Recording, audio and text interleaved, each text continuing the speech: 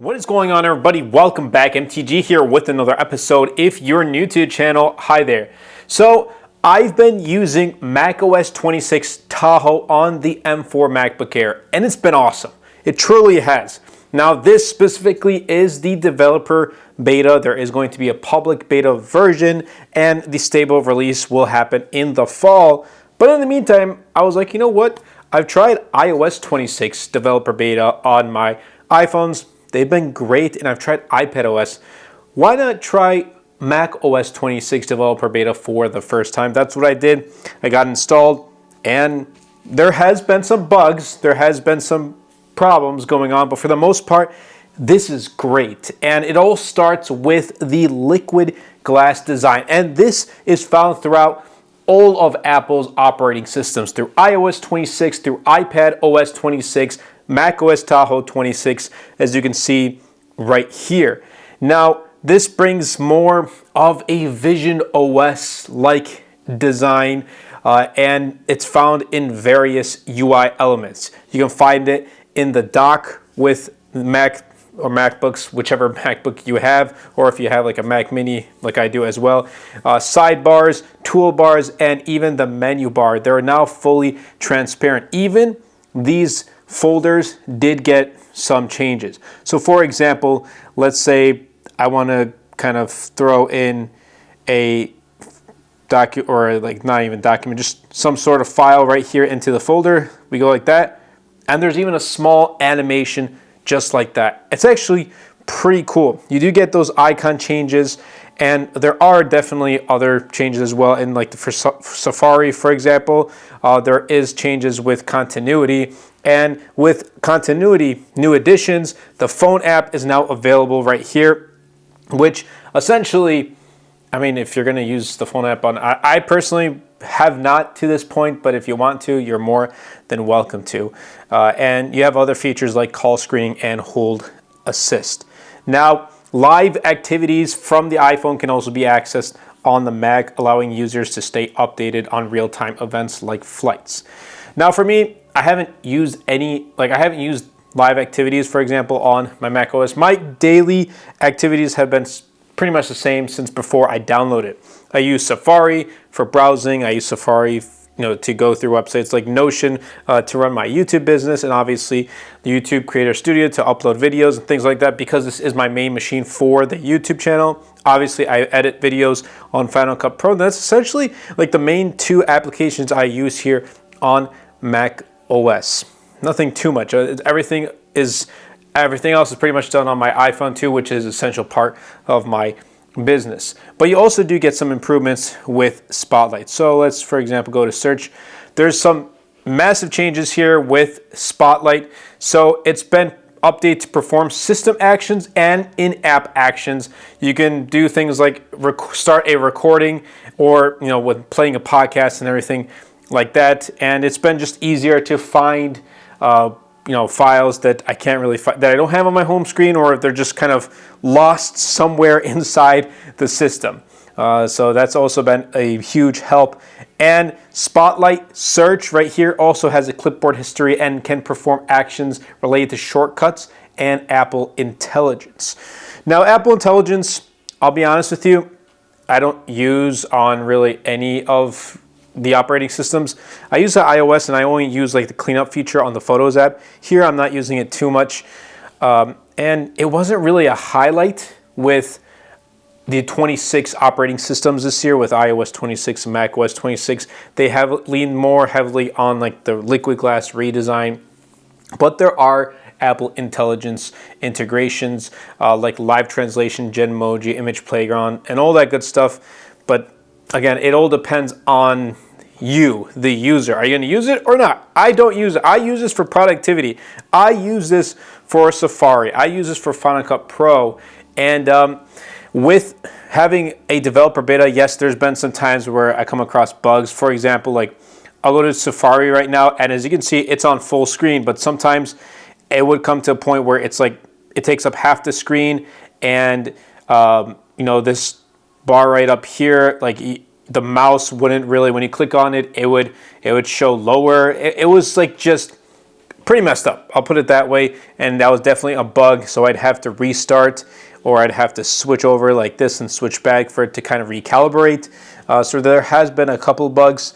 There has been some freezing, and that's just been some of the things I've seen with macOS 26 Tahoe and the developer beta. Another thing is, for example, like I'll go here and let's say like I have these downloads. Normally I'd be able to, choose a download just like that, and now it's not working.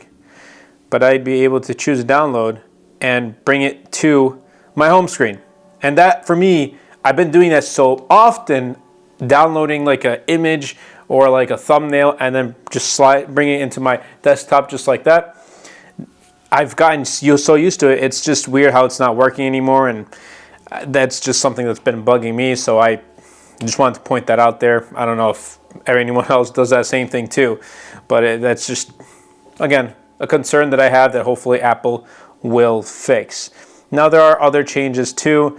There's a games application, which I don't play any games here on macOS. I don't know anyone who games on this at all. But should you download the developer beta? Probably not, especially if this is your only machine. Now, thankfully, this is not my only machine, so I can resort to using my M4 Mac Mini, which I don't have a developer beta on, and I can edit videos on there if ever need be, if this crashes or something happens where it becomes unusable.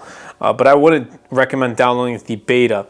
And also another reason why I got the beta is to test it out and to showcase my experience about macOS 26 Tahoe and share it here on YouTube as well as other platforms as well. So overall, it has been great. Now with the control center, it also is customizable, so you can rearrange and choose which controls you want to display. And then also Finder has been updated as well, so you do get all of this, and I like it.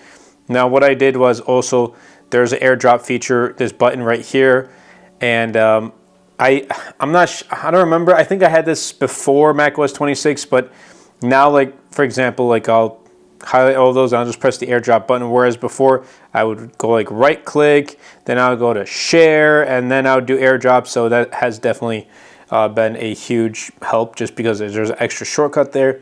So there is that as well, and then other small improvements through the settings app and all that good stuff. But for the most part, it's just the usability. It's been very good with minimal bugs. Again, those really haven't changed the way I use my computing device. It hasn't really got in the way. It's just stuff that I've noticed that have come across while using it. Again, this is a machine, putting aside macOS 26 Tahoe, this MacBook Air, whether it's the 13-inch or the 15-inch model, is a machine I can easily recommend for students. I can easily recommend for anyone who is getting into the content space, who wants to start making content. Because for me, again, like I said, it's my main computing machine. You can spec it out, you can go with the base model, and I've tried every single M2 MacBook Air, M3 and M4 now, and probably when M5 comes out, I may upgrade to that, because right now with my current workflow, I don't really have a need, I don't see a need to get the Pros or the Max chipsets. This suffices. Battery life has been awesome. Even with macOS 26, the battery life lasts me easily all day, 2, 3, if I'm using this all day, every day, I can go 3 full days without needing to charge. And that includes video editing, that includes uploading, that includes browsing the web and using Notion and using ChatGPT to help with the business, and also looking up news articles and researching and all that good stuff, scripting, planning. Everything can be done here with 3 full days of usage, and other things as well, like writing documents and all that good stuff on the 15-inch M4 MacBook Air. But I'm excited for the stable release. I can't wait. And Apple, whatever they pretty much showcased during WWDC for macOS 26 Tahoe, essentially they're pretty much all here. They didn't really leave too many features, as far as I know, for the fall. Everything's here just so we can test it out. But yeah, that's really been it, and I'm surprised with how well macOS 26 has been doing. I think it's been better than iOS 26 for sure. It doesn't get warm to the touch. It doesn't heat up, which, iOS 26 for me has been, pretty bad in that case. this has been definitely much more stable. But I hope you guys did enjoy this video. If you did, definitely be sure to super smash that like button, comment down below, and best of all, share this video because it really does help out the channel out a lot. Will help push my content out to more people. Definitely be sure to check the links in the description down below, like of my wallpaper packs, my Notion templates, and obviously other affiliate products. They go a long way in helping out the channel. That's been it for me, and I'll catch you guys in the next video.